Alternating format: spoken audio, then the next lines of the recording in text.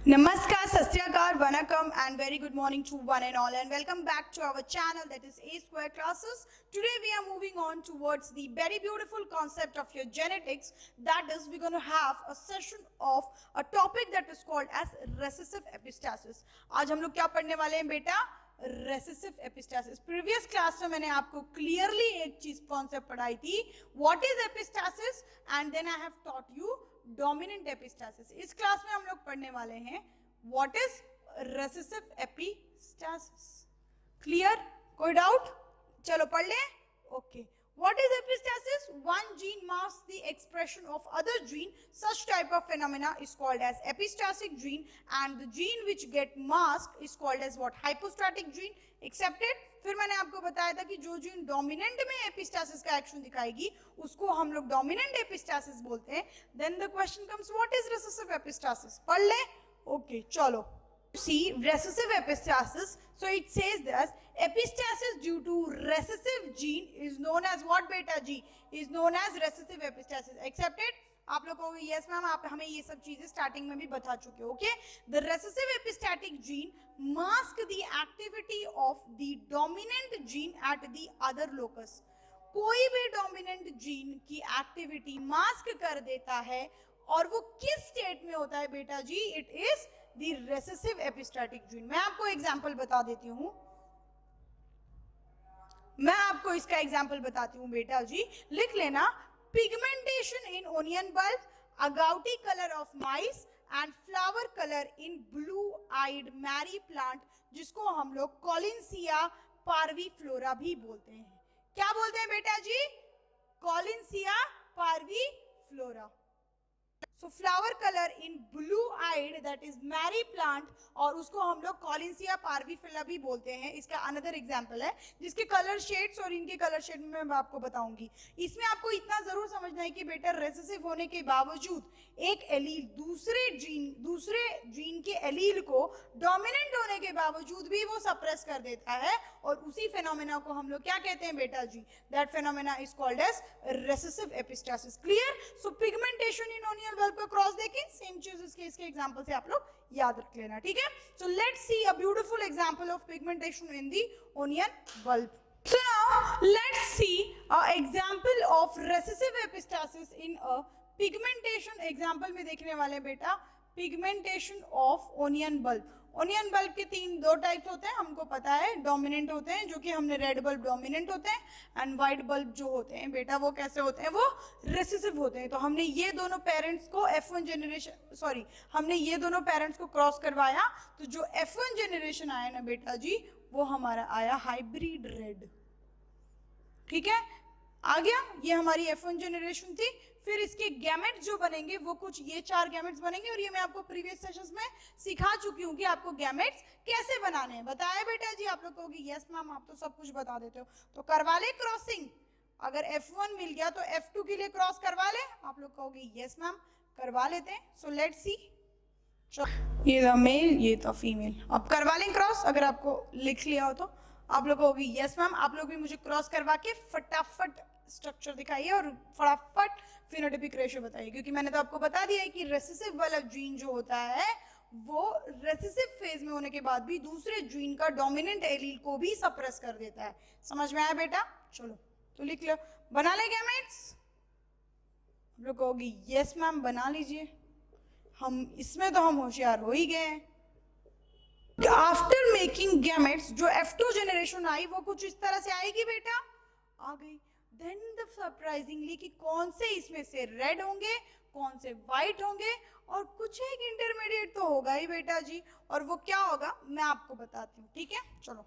तो according to when I made the cross I got, जो ये रेड वाले मार्किंग है ना बेटा जी, ये रेड वाले मार्किंग आप कुछ देख सकते हो. इनका जो जीनोटाइप होगा वो कुछ इस तरह से होगा. ये दोनों कॉम्बिनेशन में, जिसमें I भी डोमिनेंट है और जिसमें R भी डोमिनेंट है, I भी डोमिनेंट है और R भी डोमिनेंट है, तो वो कैसे कैरेक्टर देंगे बेटा? वो रेड. तो आप लोग देख सकते हो मैंने उसी को हाईलाइट किया है जिसमें इधर एक ही R या एक भी या दोनों आई और आर डोमिनेंट हो, उसको मैंने रेड मार्किंग से दिखाई है एंड बचा वो appear to be red. This was about the genotypic expression. Similarly जिसमें एक आई, सिर्फ एक आई डोमिनेंट है या फिर दोनों आई डोमिनेंट है and R is in recessive state.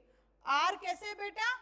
Recessive state में है, तो वो कैसा फ्लावर देगा? येलो. Can you see? अगर इसमें देख सकते हो आप लोग, ये देखो बेटा ब्लू कलर की जो मार्किंग दिखाई है ना मैंने, तो इसमें आई बेटा जी कैसा है? डोमिनेंट है. आई डोमिनेंट के फॉर्म में है. तो ये जो फ्लावर आए बेटा जी वो येलो आए. तो टोटल जो रेड फ्लावर आए, अगर मैं रेड वाली मार्किंग से जाऊं तो वो कितने आए बेटा? 9. 1 2 3 4 5 6 7 8 एंड 9, जिसमें टोटल आई और आर डोमिनेंट थे. क्लियर? अगर मैं फिर येलो फ्लावर की बात करूं बेटा जी, तो वो कितने आए? वो 3 आए. वो कैसे? जिसमें सिर्फ आई डोमिनेंट है, जिसमें आई अकेला डोमिनेंट है, वो फ्लावर ने येलो अपीयर किया. ठीक है? और बेटा जी जिसमें आई, दोनों आई अगर रेसेसिव फॉर्म में प्रेजेंट थे, तो वो जो फ्लावर आए बेटा जी वो हम लोगों को व्हाइट कलर मिले. Can you see this? 1 2 3 and 4. सो इसका मतलब बेटा जी दिस आई का जो पेयर है that gene is epistatic gene. कैसी ये जीन है? वो एपिस्टैटिक. एंड जो फ्लावर हमको मिला red yellow white, that is 4. This four I both contain small I ना. तो ये जो जीन है बेटा जी वो एपिस्टैटिक जीन है, जिसके प्रेजेंस होने के बावजूद, इसके प्रेजेंस होने के बावजूद जो आर का जो डोमिनेंट कैरेक्टर है वो भी सप्रेस हो गया और हमें फिर भी वाई आई का कैरेक्टर दिखा. Such type of phenomena is called as what? Epistatic gene. Clear? इसमें आप लोग देखोगे बेटा सिर्फ एक आई और एक आर डोमिनेंट था, इसलिए ये रेड आया. Can you notice this? और मैंने यहाँ पे क्लियरली लिखा है अगर एक भी आई और आर डोमिनेंट है साथ में, तो वो कुछ भी हो, वो फ्लावर कैसा होगा बेटा? वो फ्लावर रेड होगा. सो इसीलिए बेटा जी फ्रॉम दिस, वो फ्लावर का जो बल्ब होगा ओनियन का वो रेड होगा. From here we conclude the ratio of recessive epistasis belong to 9:3:4 and the epistatic gene is this. ये जो आया है जो रेसेसिव फॉर्म में है बेटा जी, this is our epistatic gene. और जो हाइपोस्टैटिक जीन है वो आर. तो इसमें से अगर आपसे कोई पूछे विच इज हाइपोस्टैटिक जीन, तो आप लोग ऐसे लिख देना. ठीक है? क्योंकि इसी का कैरेक्टर सप्रेस हुआ ना बेटा. So R is what? Hypostatic gene. Either double R or R is what? Hypostatic gene. समझ में आया बच्चा? क्लियर हुआ रेसेसिव एपिस्टैसिस ब्यूटीफुली? तो आपको इसमें 3 कैरेक्टर मिले, रेड येलो व्हाइट. पेरेंटल में कौन से बेटा? रेड और व्हाइट. एंड जो तीसरा कैरेक्टर सप्रेस होने के बावजूद मिला हम लोगों को, क्या मिला? Yellow. And then to what? किसका कैरेक्टर सप्रेस हुआ? आर का कैरेक्टर सप्रेस हो रहा है ना. किसने सप्रेस किया? एपिस्टैटिक जीन ने सप्रेस किया. सेम थिंग अगर आप लोग अगाउटी इन माउस का एग्जांपल ले लोगे तो आपको 3 कलर मिलेंगे. कौन कौन से कलर है बेटा जी पता है वो आपको? आपको मिलेगा अगाउटी, ब्लैक एंड व्हाइट. 2 4 यही एक्टिविटी है. किसकी एक्टिविटी है? अगाउटी की. ब्लैक व्हाइट माइस की बात कर रही हूं मैं. कोट कलर इन माइस मैंने आपको एग्जांपल दिखाया था रेसेसिव एपिस्टैसिस का. अनदर एग्जांपल मैंने आपको याद होगा तो मैंने आपको मैरी प्लांट लिखवाया था. उसमें जो कलर अपीयर होता है बेटा जी that is appear in the shade of blue, pink and white and that is also 9:3:4. Mary plant में लिखना चाहो तो लिख लो बेटा जी blue, magenta and white. In Mary plant की बात हो रही है. This is also 9:3:4. एग्जांपल है बेटा जी. ये किसका एग्जांपल है? Recessive epistasis in Mary plant. Clear? समझ में आया? So this 3 are top most accepted and beautiful most asked examples of recessive epistasis. And what is recessive epistasis? We have seen that with a very clear notation and with very specified way. समझ में आया? ये है हमारा recessive epistasis का बहुत अच्छा सा एक प्यारा सा कॉन्सेप्ट. क्लियर? समझ में आया बेटा? कोई doubt?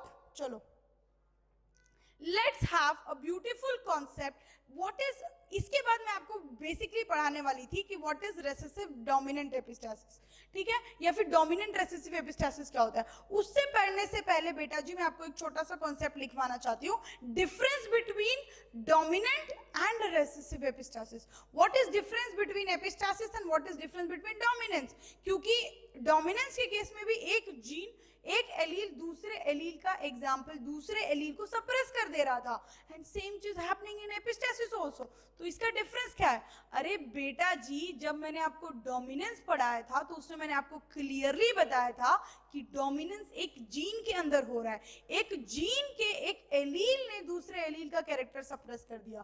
For your kind information, अगर टॉलनेस के लिए टी जीन है तो उसके दो अलील से टी टी, दो ये टी अलील ने दूसरे अलील का एक्सप्रेशन सप्रेस कर दिया, and that phenomena is called as dominance. इसमें एक जीन है क्या? नहीं, we are talking about two genes. This is one gene, this is another gene. This is one gene, this is another gene. समझ में आया? ये एलिलिक इंटरैक्शंस है बेटा, ये जेनिक इंटरैक्शंस है, टू इंटरजेनिक इंटरैक्शंस हो रहा है, टू जीन्स के बीच में इंटरैक्शंस देख रहे हैं, ठीक है, क्लियर, समझ में आया? तो कंफ्यूज नहीं होना है। बहुत बच्चों को यही डाउट हो जाता है कि डोमिनेंट ही है एक जीन दूसरा, नहीं बेटा, दैट इज अलील और अलील का इंटरैक्शन हो रहा है, यहाँ पर टू जीन्स का इंटरैक्शन हो रहा है, समझ में आया? दो जीन एक दूसरे से इंटरैक्ट कर रहे हैं। पल्ले पड़ा कुछ? क्लियर, समझे? That's all for today. Thank you very much. Do watch the session. We have planned for you that genetics आपका हर छोटे छोटे कॉन्सेप्ट से भरा हो, आपको ज्यादा टाइम वेस्ट ना करना हो, जिसमें आपने 20 मिनट का वीडियो खाते पीते बैठते जहां भी मजे लो वहां देख सको, और उसके साथ साथ आपको एग्जांपल्स भी बाय हार्ट हो। The reason behind to make our this session very short and very sweet is this, कि हम छोटे सेशंस बनाएंगे but that session will be more effective.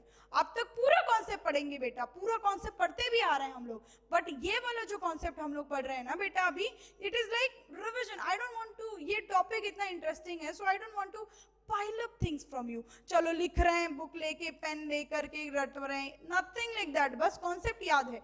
Recessive epistasis बोला तो एग्जांपल याद रखने का, किसमें क्या हो रहा था, दैट्स इट, डन। तो क्यों पढ़े? I don't want to waste your time. I want you to be smart rather than doing those efforts. Clear? So this is very beautiful short concept of recessive epistasis with different variety of examples along with statement. बेटा ये point आप लोग लिख लेना, कौन सी epistatic gene है, कौन सी hypostatic gene है, और किसका कैरेक्टर कौन सा कलर देगा, ये भी मैंने आपको लिखवा है। अगर ये दोनों साथ में आए तो वो मास्क कर देगा आर को, ये दोनों साथ में आए तो वो आर के कैरेक्टर को मास्क कर देगा। समझ में आया? That's all for today. Thank you very much. Do watch the session completely. Have a good day and have a nice day. Thank you.